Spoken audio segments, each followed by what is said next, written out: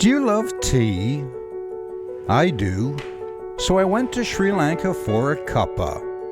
I had cuppas in the low, mid, and high countries, and in fact I even attended the Dilma School of Tea. But Sri Lanka isn't just tea, it's also UNESCO World Heritage Sites, beautiful beaches, abundant wildlife, amazing food, rubies, sapphires, toddy tappers, temples, and tuk-tuks. And I love tuk-tuks. So I rented one to explore this beautiful multicultural pearl in the Indian Ocean. Hi, my name is Scott Wilson, the Nomadic Bull, and this time I'm visiting Sri Lanka. It's quite novel. Let's have a closer look, shall we? This thing's an absolute hoot. I love it.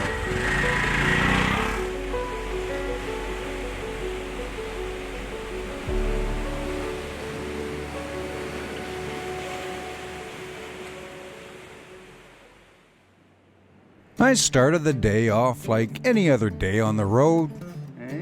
I met some locals. And this guy, well, this guy wanted to share some breakfast by the pool. After breakfast, I walked a short distance from the hotel to the beach and watched the fishermen ply their trade. So I was in Trincomalee, or Trinco as it's commonly called, on the northeast coast. I'd wanted to get a bit off the beaten path, and even though Trinco is a large town and boasts one of the largest natural deep water ports in the world, to a certain extent, it's been largely ignored in the grand scheme of things. That probably has more to do with geography than anything else, but being close to the front lines of the 26-year Civil War didn't help matters either. The war ended in 2009, however, and Trinco was moving on.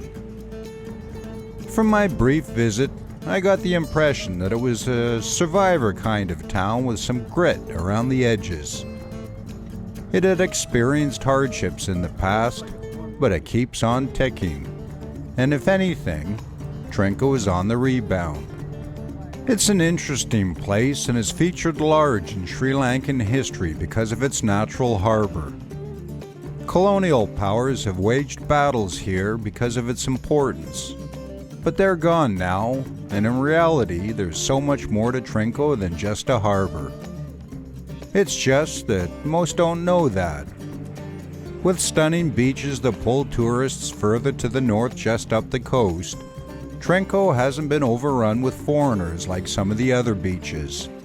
That may be a hard pill to swallow for local businesses that want them to come to town, but the upside to that is Trinco remains true to itself in a very interesting way. Like this beach with the fishermen pulling nets. There was no doubt that I was on their beach, a local beach, and not one that had been developed with tourists in mind. When the catch was in, it was off to do some exploring in the tuk-tuk. Alright, here we are in Trincomalee. Beautiful day. It's supposed to be the monsoon, but I don't know. So anyways, we're heading down to Fort Frederick. Fort Frederick was yet another example of a colonial fort, and its building and occupation reflected world events of colonial powers skirmishing and warring in other parts of the world.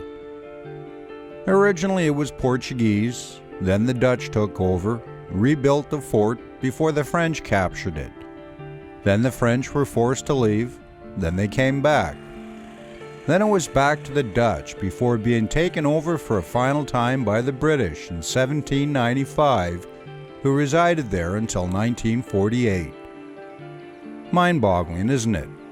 How colonial powers scrapped over overseas possessions. Today it is occupied by spotted deer and the Sri Lankan military. But visitors are allowed to pass through the fort to gain access to the beautiful Koniswaram Temple on Swami Rock, which was where I was off to. I tuk-tuk through the fort and parked on the other side before walking through a small street market that led to the Hindu temple. The Konaswaram temple was unlike anything I'd ever seen. One can get lost in the depth and intricacy of the exterior, like a giant beautiful jigsaw puzzle filled with vibrant colors and sculptures. And looming over the courtyard is a massive statue of the Hindu god Lord Shiva in the form of Konasar. But underneath its beauty lies a tale of colonial destruction. The original temple, one of the richest temples in Southeast Asia and over 2,000 years old, was destroyed by the Portuguese in 1622. They had been paid a protection fee by the Kingdom of Jaffna to leave the temple alone. But when the Portuguese went to war with the Dutch in the early 1600s, they wanted to build a fort in Trincomalee. When the Kingdom of Jaffna refused to help, the Portuguese went on a rampage and demolished the temple and pushed most of it into the sea, and used what was left in the building of their fortress. When the Dutch finally arrived in town, they forbade any ceremonies in Swami Rock. That changed with the British, however, and by the mid-19th century the site had reclaimed its fame. After the British finally left, some of the original bronze and gold statues were unearthed and reinstalled at the site. As for the remains pushed into the sea, they were discovered by author Arthur C. Clarke in 1956 while scuba diving. With a lot of the original statues and idols recovered, the temple was rebuilt by local Tamil Hindus and reopened in 1963, and today once again welcomes worshippers from around the world. Trundling around town in the tuk-tuk revealed that the whole town was focused more on itself than tourists.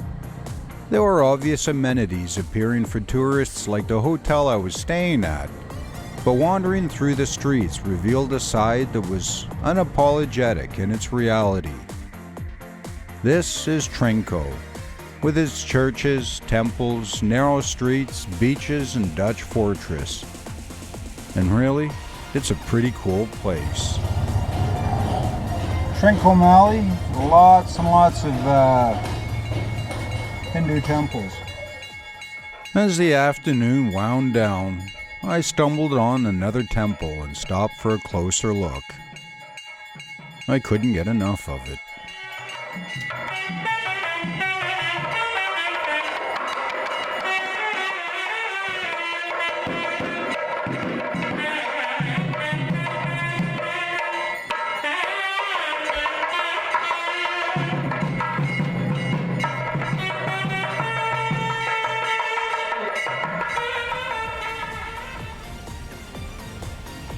Then it was off to the beach to close out yet another spectacular day in Sri Lanka, this time in Trincomalee.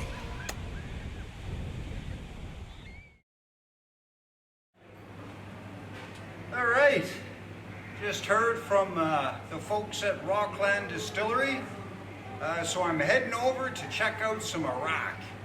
Had a couple great days in Trincomalee, or I think that's how you pronounce it. I can never get it right.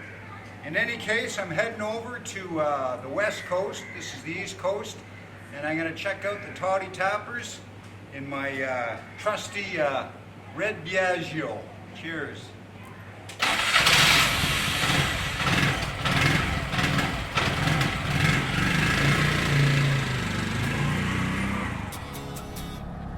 I set off from Trinco and headed north a ways before turning west. The traffic on the road was much lighter than the hill country, but there were the usual traffic obstacles one had to be wary of. I love the randomness of Sri Lanka. Nothing is predictable.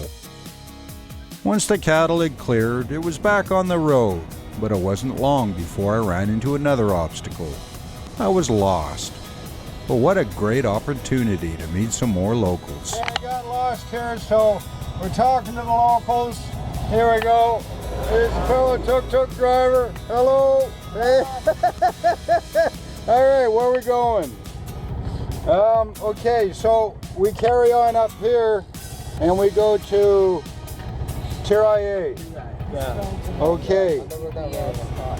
And then have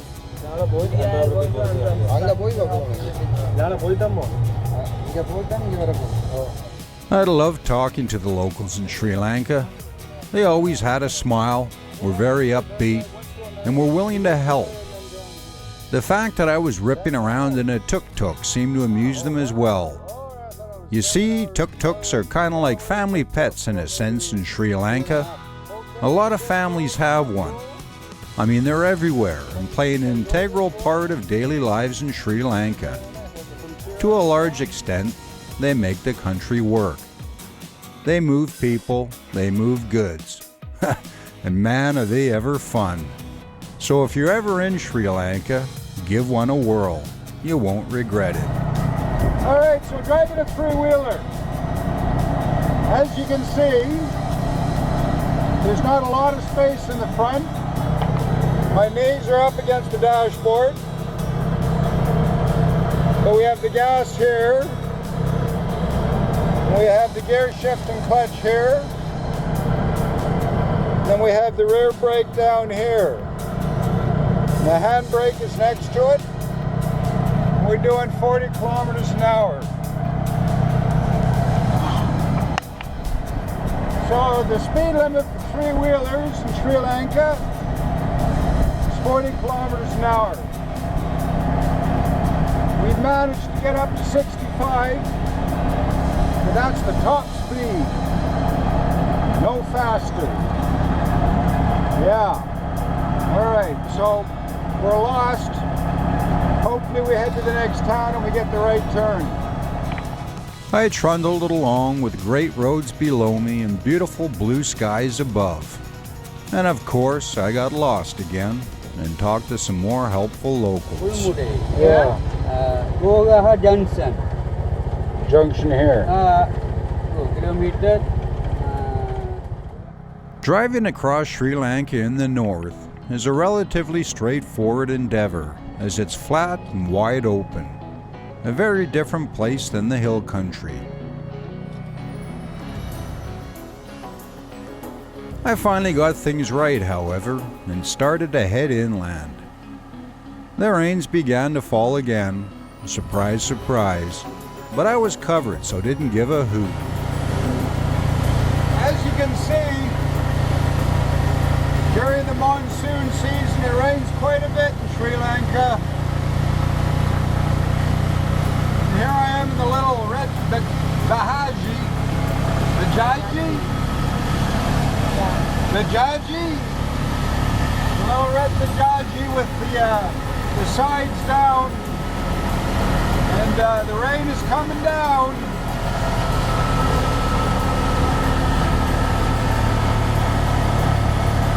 It's supposed to be dry over here, so I'm not sure what's going on. Rain's more here than the west coast of Canada.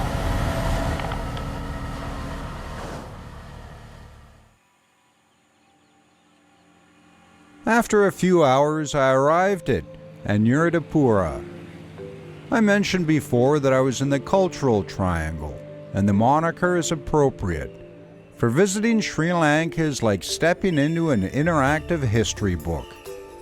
There's modern Sri Lanka with its progressive development, fancy hotels, culinary delights, and beautiful beaches in the last few chapters.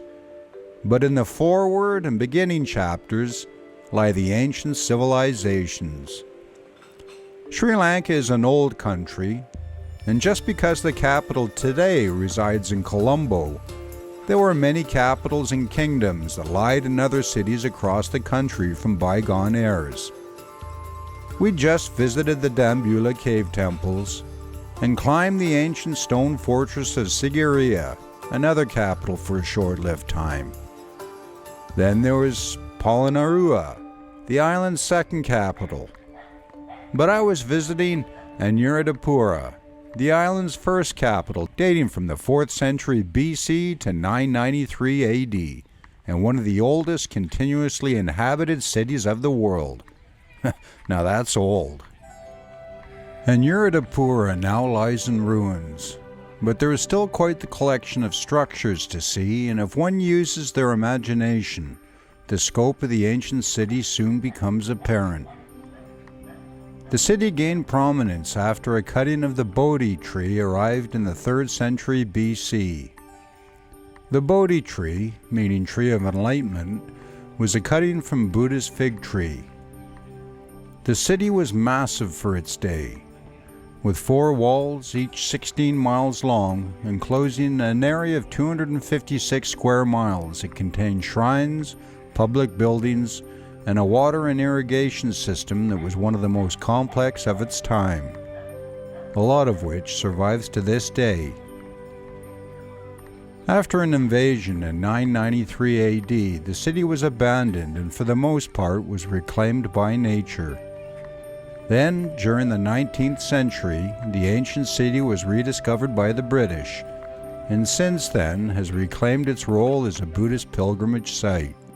My time was limited, so I chose 2 sites to visit. As I dodged monkeys and passed the ruins of the Brazen Palace on the right, a magnificent stupa appeared on the left. It goes by different names, but the one I shall use is Maha Stupa. It is a beautiful structure rising 180 feet in height and measuring 370 feet in circumference, which makes it the 3rd largest stupa in Sri Lanka. Enshrined within the stupa are believed to be numerous relics of Buddha.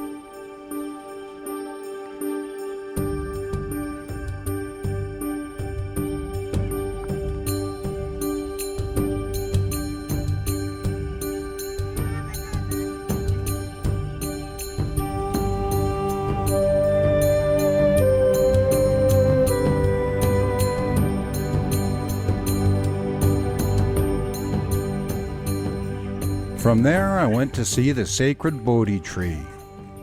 Some believe the 2,250-year-old Sri Maha Bodhi tree is the oldest living tree on earth. Most of the great monuments of the city are clustered around this tree, and the tree itself lies within a walled courtyard to protect it from elephants, and many of its branches are supported by iron crutches. It was quite the sight. But once again, it was time to move on. From Anuradhapura, I took west to the coast and Puttalam. All right, here I am in the small coastal town of Puttalam, and this is supposed to be the dry side this time of year, but as you can see, it's not. In any case, we're running into quite a bit of rain. And it's kind of neat in the little 3-wheeler because it's a bit like a traveling tent. Not quite as nice as a car, obviously, but weather like this, it's definitely better than a motorcycle. You just wrap up the sides and away you go. And looking out my side window here, you can see some windmills or a wind farm. And this is the giant lagoon in Puttalam. But I'm going to be heading south here to Chilau, where apparently some of the best batik in Sri Lanka comes from. From Puttalam, I trundled down the coast to Chilau, a bustling seaside town around 60 kilometers north of Colombo. There I found a place to stay for the night and some great local food.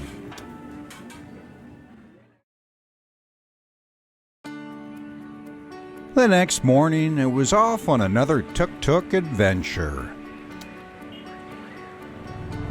Okay, we're in the coastal city of Chilau, and it's quite an interesting city. And actually, when we came in last night, we found this little road we're going to take you out on.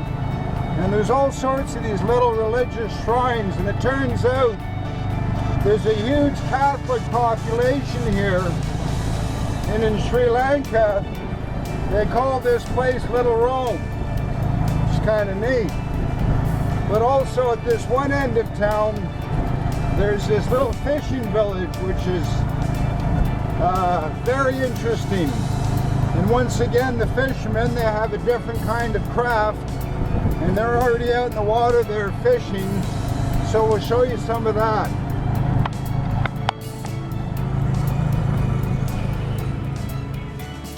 Then it was back into town proper in the fishing harbor, where we found a Canadian connection. You're from Nara. Nara? Okay. That's a town? Nara? No, it's an institute. An institute. We are researching about the water quality and other fisheries. Oh yeah. Fisheries and captive fisheries and other things. We are from Environmental Studies Division. Now we are checking the water quality of this fishery harbour and this estuarine area. You're checking the water quality of this fishing harbor. Yeah. And Canada, would they help with a little bit of money, or? Yeah. We had a project. They gave this van.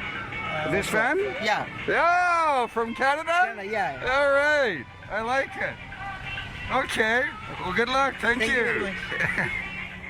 And just across the harbor, the morning fish market was in full swing. As boats arrived to unload their fresh catch and fishermen tended to their nets on one side of the market, fish were laid out in the sun to dry on the other. While inside, fish of all shapes and sizes were being gutted and laid out for sale. The place was a madhouse. I loved it. But then it was time to hit the road. I had heard of a traditional Tamil fishing village, Udapu, just up the coast. It sounded quite interesting, so wanted to check it out. Apparently, it had an elaborate Hindu temple in the middle of town, which I found with ease as it rose above the surrounding buildings like a skyscraper. I had a good look around and was once again mesmerized by more local craftsmanship. What a spectacular temple. Then again, Sri Lanka was full of them. After a quick look, it was time to push on. Time to head south towards Negombo and Colombo. From temples to tuk-tuks I went. Yeah. All right. So I'm so impressed with these little bajaj that I'm gonna go in and check out, see how much one costs. Here we are in Shiloh, and this is a dealership. Let's go check it out. Is there a salesman inside? Salesperson? Yeah. You want it? Yeah. So I guess in Sri Lanka though, speed limit 40 kilometers. 40 kilometers. Yeah. So what happens? You go faster. You got a problem, police? Yeah. You know? I think in Sri Lanka, you can't go more than 40. Yeah. So I go 65. So I'm bad man. It is illegal in Sri Lanka. Illegal. Oh no. Illegal in Sri Lanka.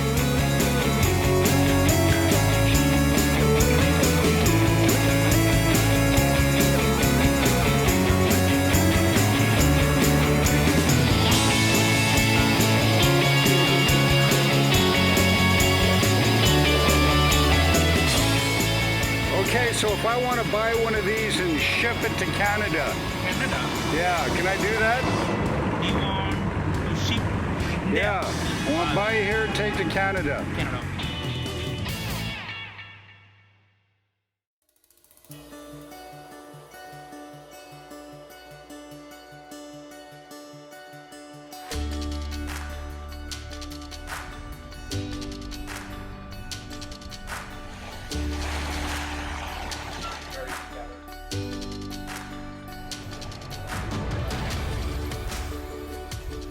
Why is it that whenever we feel the need to go somewhere exotic, we get on a plane and leave?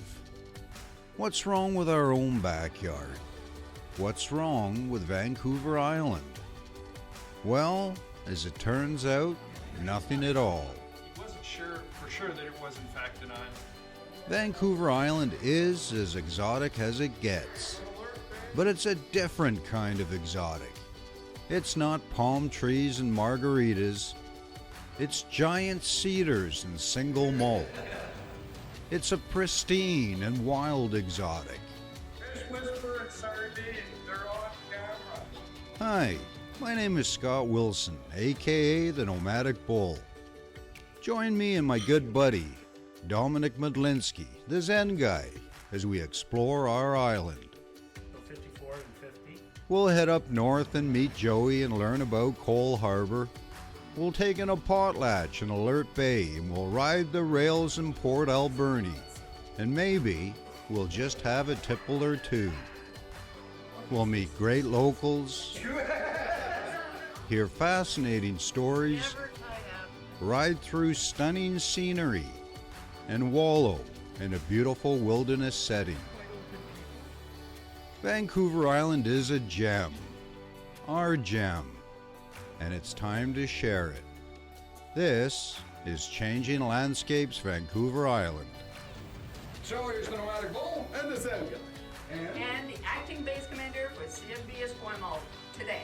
The museum is open to the public Monday through Friday, 10 till 3:30. And admission is by donation. Well worth it. Go and check it out.